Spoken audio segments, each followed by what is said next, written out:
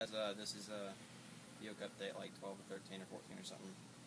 I've done a poop ton of work on the car since my last one because I made a bunch of videos and they all happened to get deleted when my computer crashed. So I'm kind of having to make up for all of these. But right now, as you guys can see, I've done a lot of body work. Like this. Actually, you know what? I kind of want to actually fill all this in, but this is obviously a fender.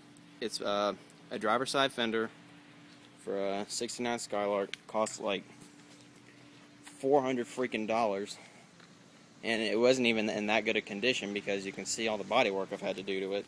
Because there's a nice big dent right there, a big dent right there, a small dent right there, big dip right there, and then I had to fill in all of the little holes that the trim goes on because my car doesn't have trim and this one did, and then I had to go and fill all these holes for the louvers, and then I blocked everything down and got it all scratched up pretty well. I didn't really do much on the inside, but that's not a big deal. But this is what it looks like now. I've actually been kind of working on reforming the quarter panel out of Bondo. I just haven't gotten around to that. We got the door painted with a little help from him there. And then we have obviously the right fender off. That is down at the end of the driveway. We just power washed it and we're waiting for it to dry. I really hadn't noticed how terrible the rod is, but this thing is just freaking completely rotted through. But hold on. Okay. No, it's okay. But no, this is what my neighbor did. I really hope you guys can see that, because he backed into it with my truck, or he backed into my car with his truck, and he basically just completely destroyed it. So, but I mean, he wasn't a douche about it. He admitted he was wrong, and he's the one who paid for me to get that fender. But it's not that bad because right here, it's not that bad on the door because right there is the only part that got bent in. But that's just a little time with the hammer. I really don't remember how long ago I did this, but I got a Holley 394 barrel, Spectre air cleaner and an Offenhauser intake, and I threw that on like 2 months ago or something. And it doesn't really have any more power, but that's also because it's not tuned correctly at all. It runs way rich all the time. But I've told you guys about the turbo project, and I do have essentially all the parts I need except for an engine, and I don't want to use this engine since it's the original engine. But 250s aren't that expensive. Like, I'm hoping to get one for around $100, $200. But this, and that's the other thing is for like the past month, this door doesn't open all the way because of where it hits. So that's the farthest I can get this door open. So I kind of have to like slide in all the time. But I really don't remember if I showed you guys the radio. I think I did. There's the Rockford Fosgate 6x9s. I put in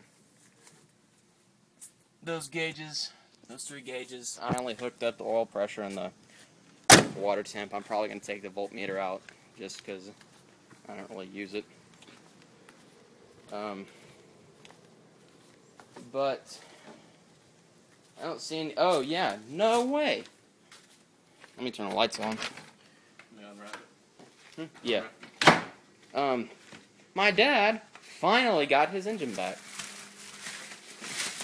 I mean, it was like a good solid year and a half, but it's finally all home from the shop. It's I have the dyno video of it on the dyno, and it makes, I think, 410 foot-pounds and 300 horsepower, 310 horsepower. But I mean, it looks solid. I mean, you know, it looks nice. Davis United ignition. What? But the stock, a stock 400 produces 340 horsepower, 440 foot-pounds, but that's at 10 1/4 to 1 compression. This has been lowered with, I think, or this has been lowered to like 9.5 or something, or 9 3/4 maybe. So that's why it's not making as much. This is a Edelbrock 750 4-barrel. My dad was trying to decide between this, a Holley spread bore, and a quadrajet, and he ended up using the stock intake, which is for a spread bore quadrajet, and then he just used an adapter plate and then made it to a square bore Edelbrock. That's about it for that, because we're just waiting to rebuild the front end with stiffer springs, since this was originally a 350 car, so we need stiffer springs for the heavier engine, because 350 is a small block and the 400 is a big block.